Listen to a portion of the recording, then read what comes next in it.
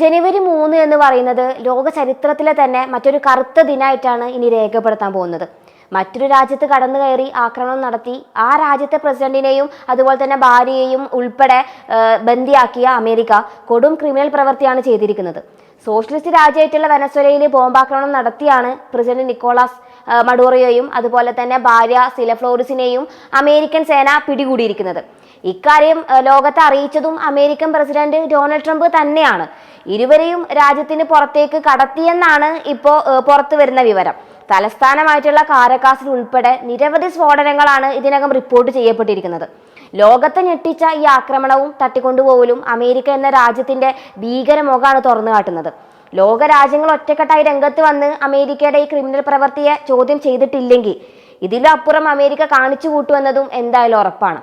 American താല്പര്യങ്ങൾക്കെതിരെ ശക്തമായ നിലപാട് സ്വീകരിച്ച ഭരണാധികാരിയാണ് കമ്മ്യൂണിസ്റ്റുകാരനായിട്ടുള്ള നിക്കോളാസ് മഡൂറോ.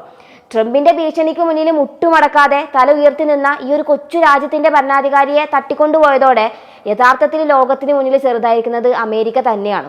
ഇത് വലിയ വീരകൃത്യമൊന്നും അല്ലെന്നതും അമേരിക്കയാണ് മനസ്സിലാക്കേണ്ടത്. ലോകത്തെ 1-ാം നമ്പർ സൈനിക ശക്തിയായിട്ടുള്ള അമേരിക്കക്ക് അവരുടെ തൊട്ടടുത്ത് കിടക്കുന്ന വളരെ ചെറിയ രാജ്യമായിട്ടുള്ള വെനസ്വേലയിൽ കടന്നു കയറി ആക്രമണം നടത്താനും പ്രസിഡന്റിനെ തട്ടിക്കൊണ്ടുപോകാനും കഴിഞ്ഞാലും ആ ജനതയെ കീഴ്പ്പെടുത്താൻ കഴിയില്ല. അതിനി അമേരിക്ക അനുഭവിച്ച് പഠിക്കാൻ പോകുന്നതേ ഉള്ളൂ. അഫ്ഗാനിസ്ഥാനിൽ നിന്നും നാണം കെട്ട് പലായനം ചെയ്യേണ്ടി വന്നതുപോലെയുള്ള ഒരു അനുഭവം ഇന്നല്ലെങ്കിൽ നാളെ അമേരിക്കൻ സേന നേരിടേണ്ടി വരിക തന്നെ ചെയ്യും.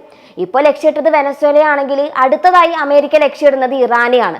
അതിനായിട്ട് ഇസ്രയേലുമായി ചേർന്ന് ആ രാജ്യത്ത് അമേരിക്ക ആഭ്യന്തര കുഴപ്പങ്ങൾ സൃഷ്ടിച്ച് ഒരു വിഭാഗം ജനങ്ങളെ അതിനു വേണ്ടിയിട്ടാണ് തെരുവിലിറക്കിയിരിക്കുന്നത്.